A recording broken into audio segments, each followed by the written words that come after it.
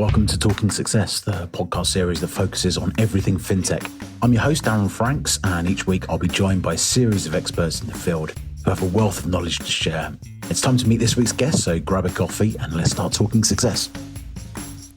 Good morning, good afternoon, for whatever time you're tuning in. I'm Darren Franks, and this is another episode of Talking Success. If you're watching on YouTube, you may notice something a little bit different. In fact, that I'm not wearing a hoodie or a t-shirt today. I'm actually in a collared shirt. And that's because I've got a VVIP on today. I'm joined by Mr. Mark Elliott, President of Sub-Saharan Africa at Mastercard. And I thought, well, I better dress up. I better put a shirt on because this is kind of the more corporate side of FinTech. And then I turned my camera on and Mark's like in a jersey, as they call it out here in South Africa. We call them jumpers back in the UK. But anyway, we're here with Mark. We did record this a couple of weeks ago, and Mark wasn't feeling too well. So we thought we would re-record and show Mark at his finest. So there's no excuses now, Mark, I'm afraid. You're kind of on the spot. So we'll start with an intro. I've been really looking forward to having Mark on.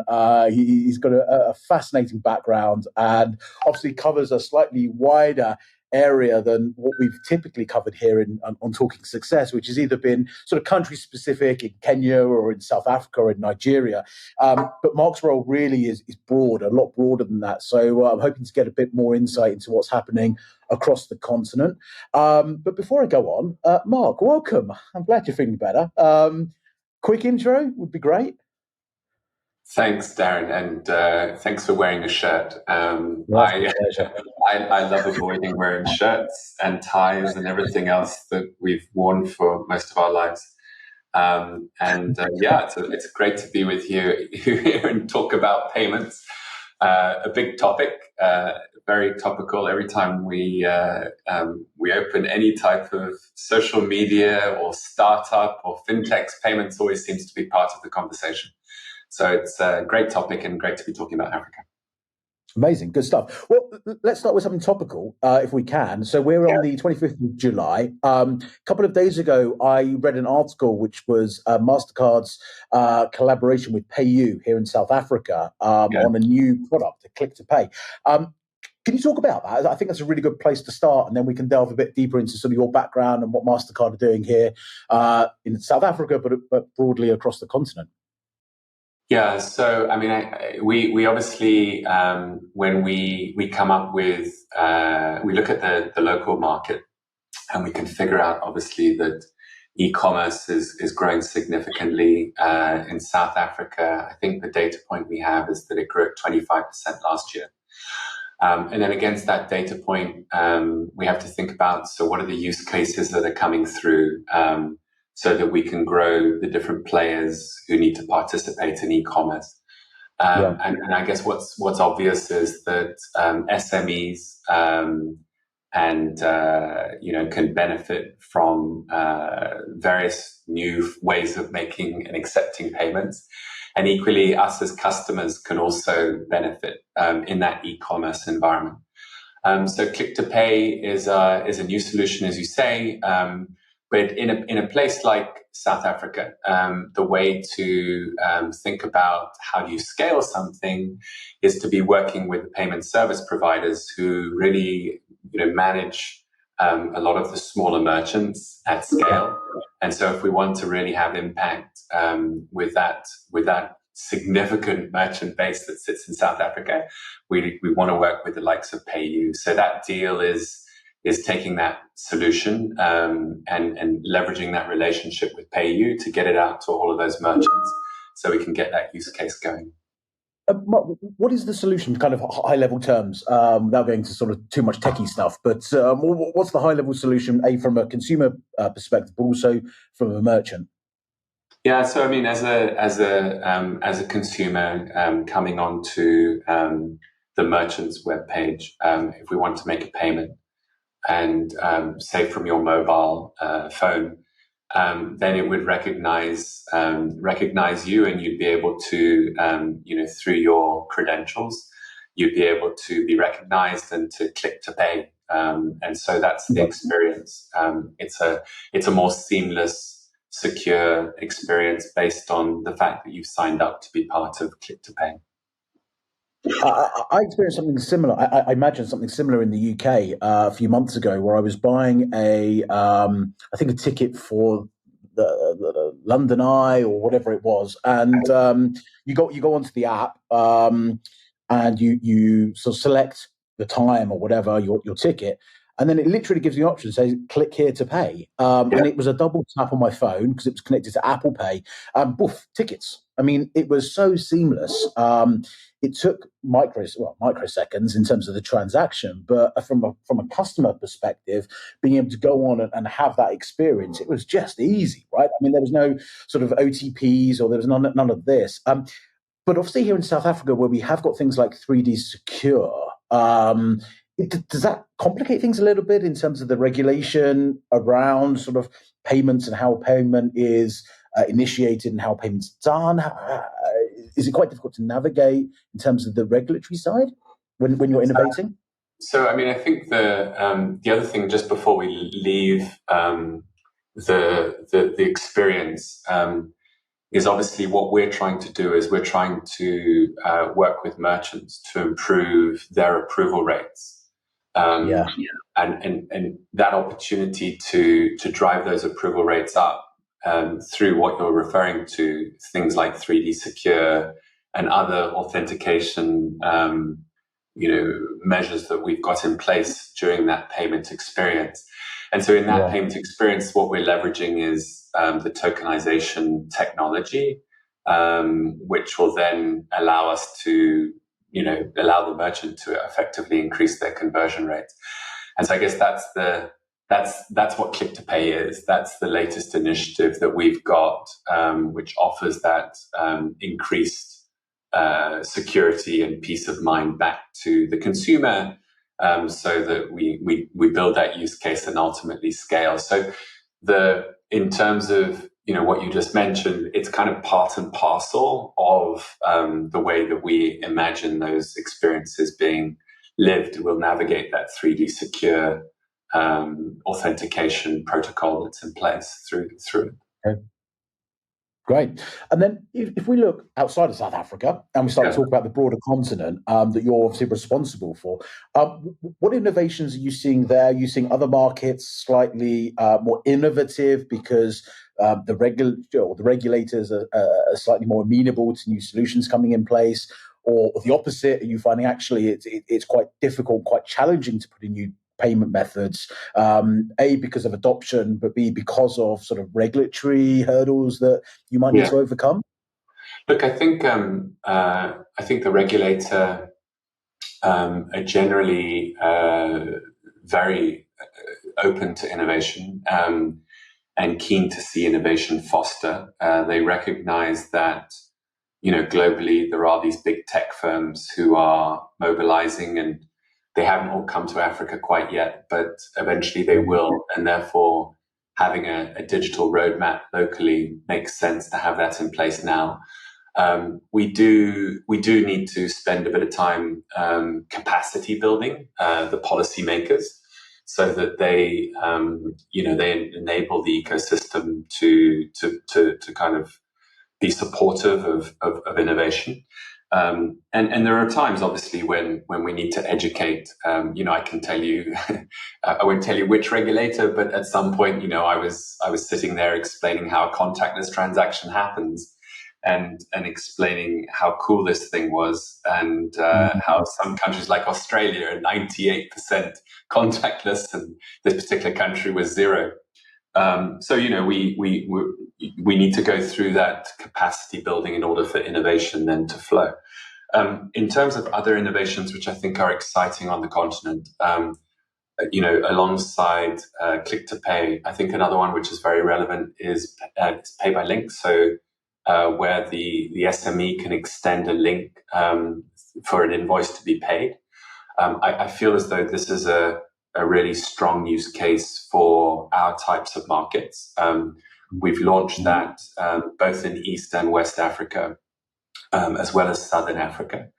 And so I think that will take off. The other thing which I think is really interesting is just lower costs of acceptance generally. And so most recently, we've worked with regulators around things like QR in Kenya. And there's now that support from the regulator around QR, and that being EMV co compliant, meaning it's interoperable. And behind that, the opportunity, obviously, to create the economics at an ecosystem level so that they are ultimately attractive to the merchant to want to display that point of acceptance. The benefits, as you know, I mean, it's a tried and proven transaction type, which has got all the security, etc. And so that's QR, but then there's also tap on phone. Tap on phone, obviously, where we enable phones to accept a transaction, a contactless transaction. I would say that's also another very exciting development on the acceptance side, where we can also build out the card rails. And so QR, tap on phone, click to pay, pay by link. I would say these are kind of the hot ones at the moment. And then what I see as well is I see certain fintechs taking that to the next stage. And there's a fintech in Nigeria called KaiOS, KAIOS. Yep. And they're Chinese company, aren't they? Well, they have some relationships, you're right. Well, but I think the interesting thing there is that they're now producing handsets at $25 a piece. And so we're working with them and some local fintechs to see how we can actually put that into transit in Nigeria currently. And that's another, where we see the large cash ecosystems existing. And if we can find ways of reducing the cost of cash and making people's lives simpler in everyday use categories such as transit, I think that's super interesting and very innovative. So broadly speaking, a lot happening on the acceptance side. So I'm going to go off piste a little bit here. I hope you don't mind, right? But I saw something on another social media platform the other day, and it caught my eye. And I'm just going to read it out to you, okay? And then I'm going to read you some of the comments. And it said here, "Good day. I see more and more shops, and not just the small shops, are refusing or not accepting cash, but only accept card payments. Is this allowed, as cash is still legal tender? I understand that because of the high crime rate in our country that this is safer, but is it legal for a shop not to accept cash?" Now, that's a fair question, and I don't think we're going to go into the legalities around, whether a shop can dictate, what sort of methods people use to pay. But I think what threw me a little bit was actually the responses. Okay, obviously not mentioning names, I'm not going to post this, but it's things here saying simple. We don't support them. Go somewhere else. Cash is still king. Followed by go and get a group of people going to the shop and fill the trolleys to the brim, all bringing cash. If they refuse, they will have a lot of repacking to do. And so, right? And it carried on. And there was a lot of comments very, very similar, saying that, this is put in by the state because of control. This is Big Brother watching. So I'm not going to get into detail around whether that's right or wrong. We have our own views, and that this isn't the forum for that. But from a consumer education perspective, in emerging markets, do you feel that there's quite a bit of work still to be done? And if there is, how is Mastercard going about? Obviously, the branding's everywhere, and no one doesn't know who Mastercard is. But how are you sort of creating an understanding of the benefits behind e-commerce, digital payments, etc., and moving away from this sort of cash economy? Is there a strategy behind that? Do you see that being something over time? There was a lot of questions there, Mark, but maybe you can unpack it. So, in terms of the cash economy, I mean, I think the reality is that there is a degree of what we call secular shift. as certain parts of society and the economy move from cash to electronic. And so depends on which country you're talking about, but I probably see about, believe it or not, about 6% secular shift year on year. Okay. Over and above that, then there are definitely cash pools where there is a propensity to move those cash pools to electronic. But ultimately, we have to solve a problem statement in order for adoption to follow. And I've got lots and lots of examples of where I've done a great job of that. And I've got some examples of where I've done a really poor job of that, right? And ultimately, and that's because sometimes you think you've got the solution, you've got the product, you've got the solution, you roll it out, but the consumer experience doesn't necessarily follow, right? And so, I genuinely believe that we have to continue to try and seed new ways of giving people the way to make a payment, and then we'll see whether it's there. Now, most recently, where we had in Nigeria, we had the demonetization, right? At the beginning of this year, they called in all the notes and they changed the denomination. Now, what happened at that point was we anticipated that everybody would move to what's called the transfer services, which is run by NIBs, which is the person to person, but the capacity wasn't really there, and so there was some failure in the system, and I think that's widely acknowledged by everybody that ultimately they weren't ready for those type of volumes. So what did customers do? They were looking for experiences that actually worked. Lo and behold, contactless all of a sudden became interesting to the consumer on the street because it was a digital transaction. They still had the money. It's just, it wasn't in cash. It was sitting in the bank account. And contactless was recognized as, wow, actually, this is a good UX. Maybe we all need to, as an industry, get behind this UX because customers are maybe enjoying this a little bit more than we anticipated. And so this is critical, right? We have to continue to do that. QR, to be fair, has worked in some countries and has underperformed in others, right? We've done a great job of it in South Africa, where you can go to a market and you find people are displaying the QR. Equally, in some places, despite the inclusion nature of QR, the merchant is not bringing out the QR and displaying it. Now, that could be a number of reasons. And sometimes we have to fix the economics. So it's about the UX, but it's also about the economics to the merchant. And I think what we have to do is we have to recognize that if we're going to make these, to your point, after the secular shift, if we're going to do these at scale type of shifts in terms of cash behavior, then we have to be open to the idea of almost disrupting ourselves and disrupting the way we've shown up for the last 20 years, because we're now dealing with very different segments to what we were used to before, and we intend on going into new sectors such as healthcare and these other areas. And so if we're really going to be able to reduce the cost of cash from about 2.5% of GDP in some countries, then we're going to need to kind of think very differently about all these different aspects. And I think there's perhaps a slight lack of awareness about the cost of cash. As an individual, I have 10 Rand or $10 or €10 or 10 Naira, whatever it may be. That's my 10, right? And I give it to you and you get 10.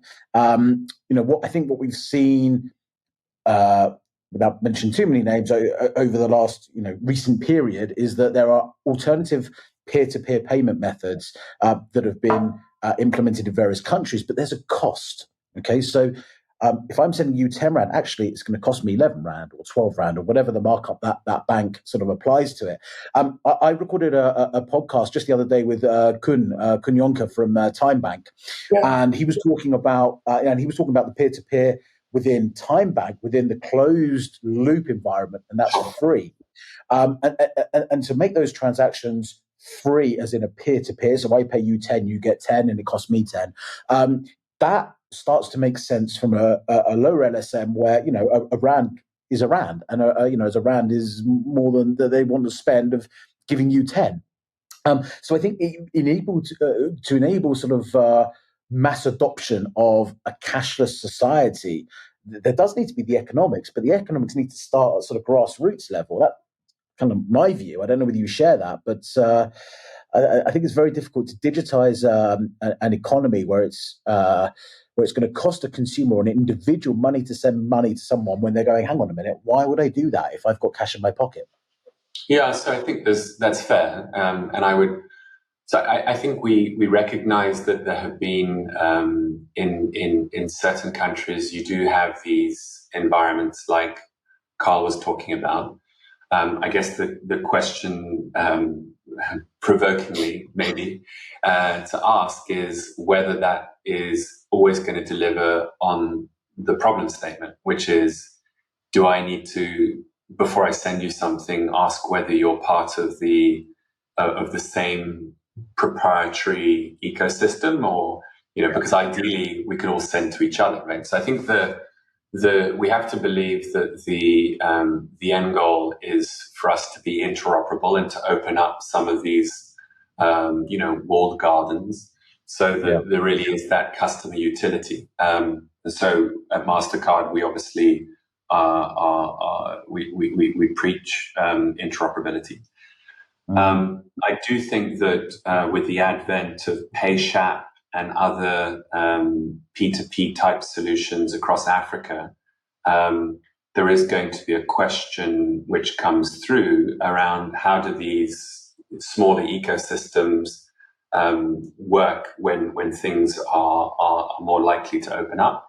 And what we need to do at that time, though, is we also need to think about the economics. And is it, to your question, that the burden should be on the person paying? And we need to look at what the benefits are to the originator as well as the receiver. And so you could argue potentially that the bank that's receiving the money then gets to sit on the float, the cash float. And so they then benefit from the cash that they're amassing by being the receiver of the transaction at scale. And so I guess what that leads you to consider is whether there are other ways of establishing the economics so that everybody's in the money at the end of the day, right? And so that's, I guess, the complexity of what we at Mastercard need to try and think through is how do we balance the buyers and the sellers, to keep it simple, or the originator and the receiver, so that everybody's in the money at the same time as solving the problem statement. And if we can actually achieve that, the likelihood is then we get scale, and those that are not part of the interoperable place will see that it's better that they open up and they participate. Yeah, absolutely. I've got a question on that. I'm going to come back to that in a minute, because I just want to talk a little bit more about innovation. And I think, again, there's perhaps a slight misconception from the general public about what Mastercard actually is. Because I think Mastercard is a lot more than just a cards company, right? And I'll kind of preface this with a bit of an example. We have a mutual customer in DTB Bank in Kenya. Actually, I saw a picture of you shaking hands with Jamie a few months ago, and that's what prompted me to reach out to you. But DTBX, which is their digital banking side of Diamond Trust Bank, is just a whole different level of what digital transformation can look like, and in my opinion, should look like for an 80-year-old bank. Right, not one of the tier one banks, but certainly a tier two bank in Kenya. Talk to us about the involvement of Mastercard in what DTBX are doing, because it's very out there. It's very, very, very innovative. You've spoken about working with fintechs, PayU you mentioned, and some other KaiOS you mentioned. With the DTBX play, that opens up a whole different world, doesn't it? Yeah, look, I think that what Jamie, when you said DTBX, it's funny because last night Twitter announced that they're changing to X. So that's what Twitter to X. Yeah, absolutely. Yeah. A Twitter building with the X across the top of it. But I saw that as well. what Jamie and Nassim, his CEO, are pulling off, I think, is fantastic. They've recognized that there's a lot of fintechs who are shaping up with different types of solutions for different parts of the market. And they're recognizing that not all of them have got the time and the capability and the operating model goals to establish themselves as the end-to-end, bank or payments facilitator, and therefore they need a partner. And I think Jamie has done a great job positioning DTB to be that partner. And I think he's got a fantastic pipeline, from what I understand from talking to him, and he's going to have much success. And so, yeah, we're very happy with that partnership. I think that it's got a long way to run, but that's what we need right now. We need to recognize the pain points, which I was saying, that sit there, and that's what we're hearing from the fintechs. They need a friendly. And that's across Africa. And it's not just fintechs sitting in Africa, it's fintechs who want to come in from outside as well. Just this week, I've received correspondence from the UK, somebody who wants to come in and do a Pan-African play and just trying to think through who are they going to partner with in terms of banks so that they can roll out these types of solutioning.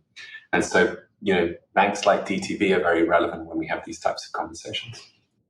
And in terms of the solutions that Mastercard has implemented within DTBS, are you able to talk a little bit about what they are, or is that sort of confidential? Or? Look, I mean, I think what I can talk about is I guess relevant to your listeners as well. Is that we do see obviously a real opportunity with the fintechs right now, because ultimately that's what DTB is delivering on in a variety of different areas. One of those would be on the issuing side, deploying virtual cards. As a fintech, deploying those virtual cards allow your customer to be able to do a variety of use cases, including e-commerce transactions and those subscription type services, which are obviously highly sought after. And also, I think leveraging the gateway that we have gateway capabilities, so that as a merchant you can acquire e-commerce transactions. I think that's very relevant to the fintech environment as well. Yeah. And then I suppose the other piece, which is often crops up with fintechs as a segment, is this tap on phone type capability, where you can accept payments. Depending on your model. I mean, it's easier if we actually work through a case study of a fintech, but broadly speaking, tap on phone is a very meaningful. So those three things, I guess, are often top of mind.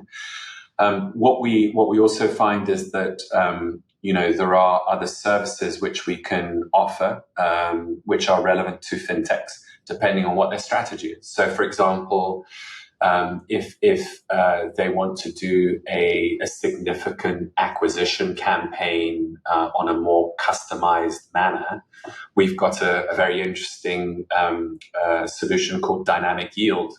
We bought a company from McDonald's, believe it or not, which means that when Darren turns up in the past, he no longer can do this with Dynamic Yield. But when he turned up at McDonald's in the past, he went on his mobile phone. So you hit that landing page on Darren's mobile phone. And what McDonald's are doing in the background, leveraging Dynamic Yield, is they're organizing that landing page so it speaks to Darren, right? And so, those are the types of services which we can now make available from a Mastercard standpoint, so that if a fintech wants to leverage a hyper-personalization, for example. So that's a very customer UX friendly type solution. And then in the background, we do all kinds of clever things around things like fraud, trying to optimize positive decisions and in getting those approval rates up. So I mean, you're right. We're so much more than a cards company now. It's almost kind of funny when people we ask the question, because I've kind of moved on from it. But you're right. I mean, we still pay a lot of the school fees from that card business that we have, but we are so much more. I mean, I think it's fair to say that we now kind of very, very high double digits in terms of our services percentage of how we generate revenue as a company. Yeah. So if I'm an early stage startup, fintech startup, and I'm looking, I've got proof of concept, and I'm now looking to sort of get some scale. Do I contact someone at Mastercard? Is there sort of an entry point for someone to go to? I'm just thinking about some of our listeners who perhaps are starting to build or at certain stages of their fintech, and now go, right, okay, we need to kind of solidify this. I need to get a relationship with Mastercard. How does one go about that? Have you got any programs to sort of enable people to do that sort of thing? Yeah, so I sometimes feel like I'm the FinTech help desk because of the number of queries I get on LinkedIn every week saying, "Hey, Mark, and I'm very happy to always direct them to our FinTech team. So we have a segment which is FinTech alongside other segments, and we take that segment incredibly seriously, and we recognize their needs, which are fast onboarding, and they need to have capacity built into their ecosystem. Having said that, we also have some programs which are in place. So we have an accelerator program which actually speeds up onboarding. So that's something I would urge your listeners to find out more about. We also have a Start Path program. So Start Path program typically is Series B to Series C. What that allows is kind of quite a rigorous process to get onto that Start Path program. But the cool thing about it is if you make your way onto the program, then you have the ability to market yourself globally to the network we have. Right. And that obviously helps fill up your order book. So what I mean by that is that, you may be sitting in Tanzania, you've got an awesome solution, but ultimately, you want to deploy this KYC globally. And so the opportunity to market yourself to a bank in Singapore, say, comes through leveraging that Start Path program. So I've seen a bunch of cool African names like, I'm going to try and remember them: Hello Tractor, Ukesh, Cellcom. There's a number of different fintechs which have gone through that program and are leveraging it. And then, I would say just generally, so then once you're working with our team, then what we then do is we kind of just help you navigate. So if there's, for example, there's a need to work with Jamie Loden, since you mentioned Jamie and DTB, then that kind of warm introduction will make sense. And we have the ability to do that across Africa. So I think there's a variety of different programs, and then there's the human touch as well, which we can pull through just to kind of hold hands. Yeah.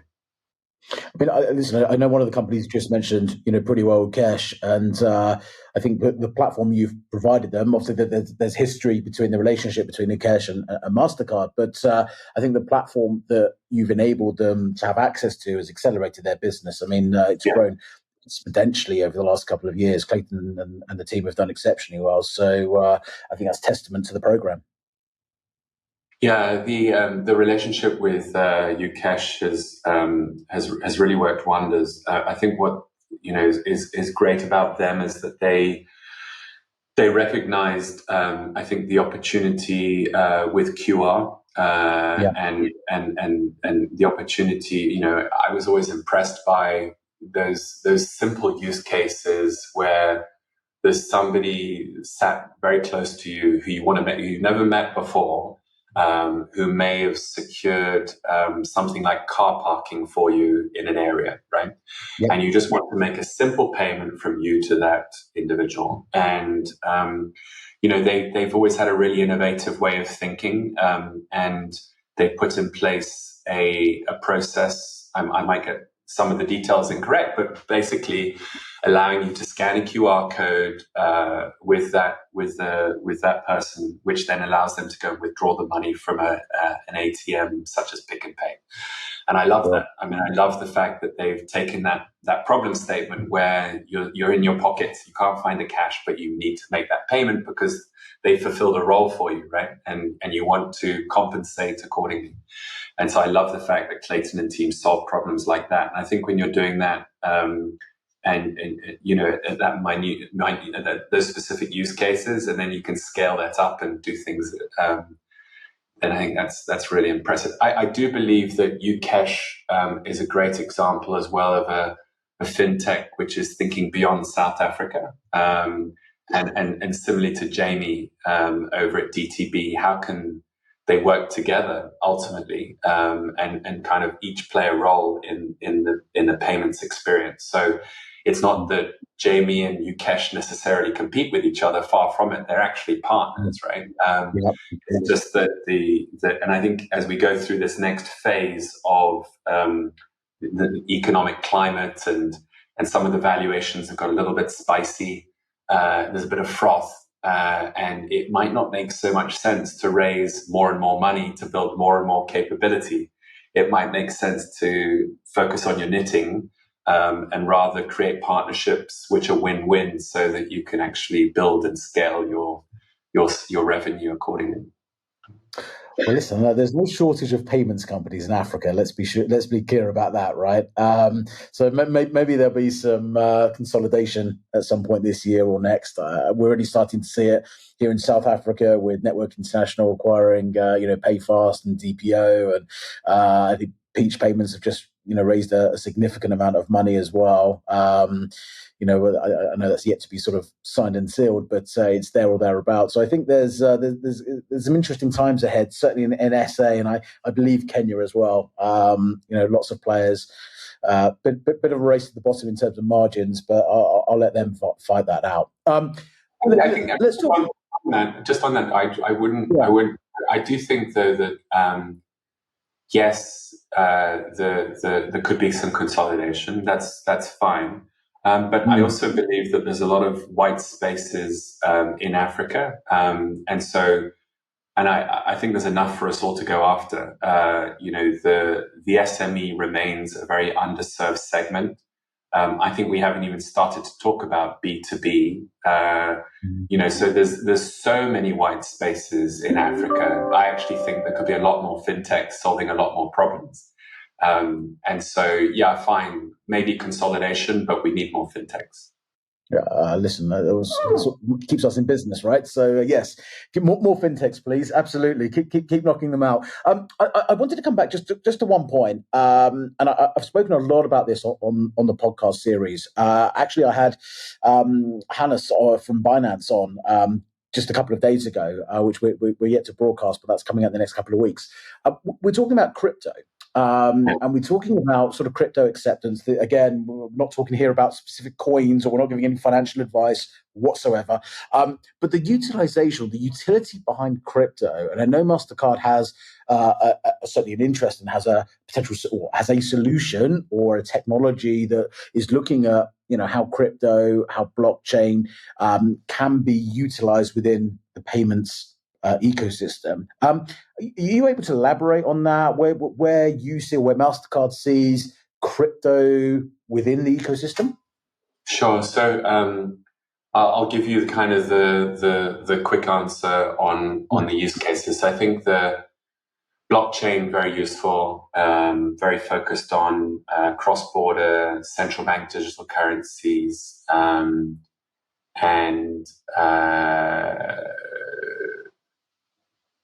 I think also crypto, and then some on provenance. So in terms of just working through those quickly, on provenance, we've done some very interesting work in Zimbabwe, where we've actually shown proof of provenance with cattle, believe it or not, and the authenticity of the origin of those cattle to help with the price stability into export markets. So I think it's a really interesting use case.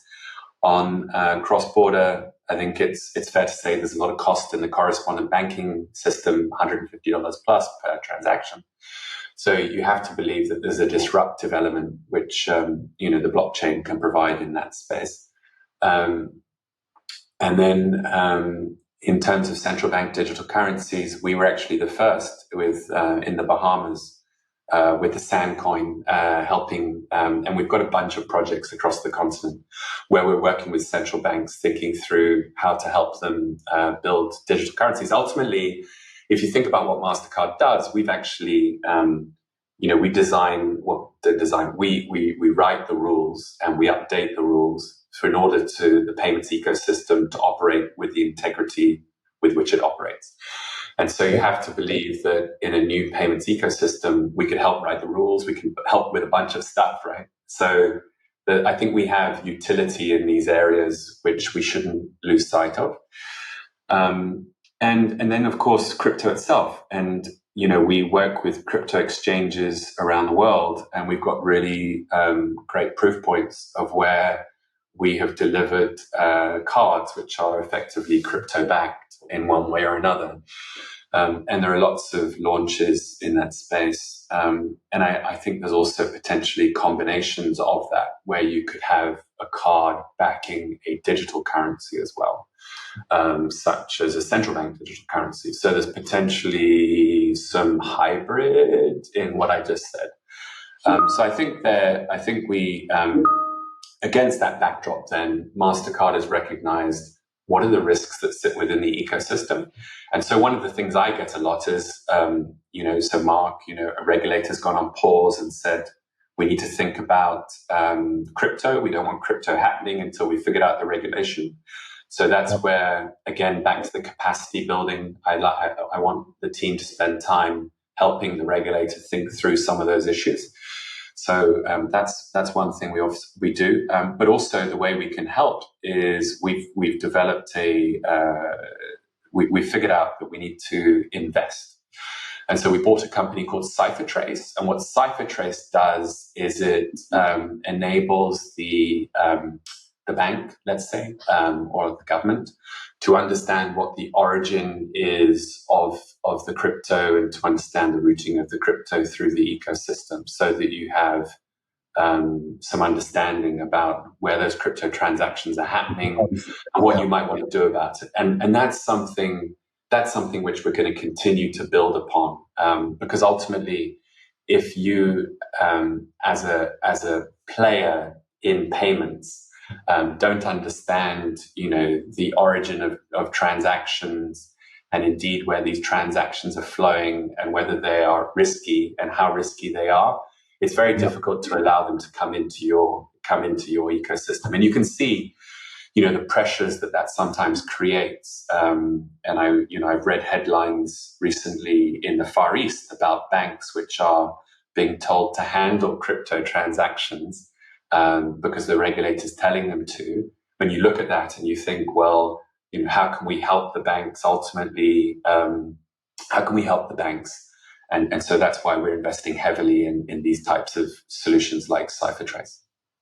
Yeah, it's a complex area. It really is. And I think we were talking about acceptance and consumer acceptance. Again, when I was back in the UK a few months ago, I was driving down the M4, I think it was, and I just saw this bridge, the bridge that goes over the road. And I double took. If I wasn't driving within the speed limit, I would have taken my phone out and taken a picture of it. But it was literally graffiti that said, "Say no to CBDCs." It was like, well, even the graffiti artists are out now against CBDC. So I think there's going to be, a hearts and minds sort of battle there. But we should see. That's a strong message to put on a bridge on the M4. I want to put that up. Yeah, isn't it just? Yeah, so I thought as well. Maybe I misread it. Maybe it was something a bit crude, but I'm sure that's what it said.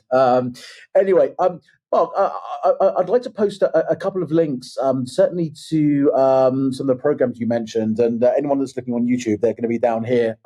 Anyone that's listening on Spotify or Apple, we'll put the links in the description, so feel free to have a look around. I know that the Mastercard website is full of really useful resources, whether you're a fintech, whether you're a consumer, whether you're a merchant, wherever you sort of are within the ecosystem of payments.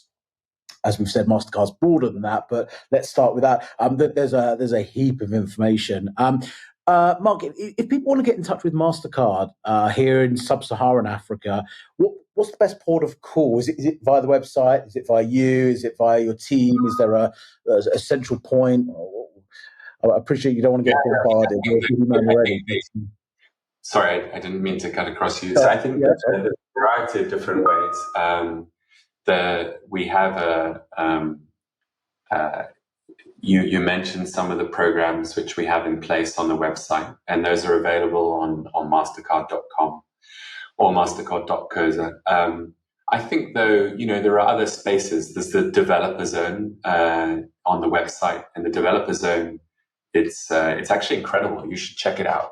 Because it actually explains all of the APIs that we've got available in the type of English you and I actually both understand. And you can get to a relative level of detailed understanding about what APIs we've got available very quickly. And that's freely available. And then I think, reach out, right? We're incredibly collaborative. That is whenever we have an opportunity to talk to any group about who we are and what we stand for, it's one of partnership and collaboration. And that's often we collaborate with people who you didn't think we would ever collaborate with. We tend to always find there's always a way, one way or another, to work together. So reach out and we'll figure it out. Amazing. Mark, listen, thanks so much. It's I can see the difference now of you sort of, recording one versus recording two. You were clearly feeling under the weather recording one. So it's good to have you in full spirit. Thank you to you, and thank you for your team as well at Mastercard for facilitating this. So a big thanks. This will be going live in the next couple of weeks, and I look forward to meeting you finally in person at some point, at some part of the continent, in some hotel probably. Great, and I'll wear a shirt for you, I promise. Thank you. Oh, no. Listen, as soon as this is finished, the T-shirt's going on. Mark, thanks so much. Have a great day. And that's a wrap for this week's episode of Talking Success. Thank you so much for tuning in and joining us for this fascinating discussion on all things fintech. We hope you've enjoyed this episode and have gained some valuable insights into the ever-evolving world of finance and technology. A huge thank you to our guests for sharing their expertise and providing us with some amazing insights. We certainly couldn't have done this without them. Don't forget to subscribe to our podcast and stay tuned for more exciting conversations with experts in the field. Until next time, keep learning, keep growing, and keep talking success.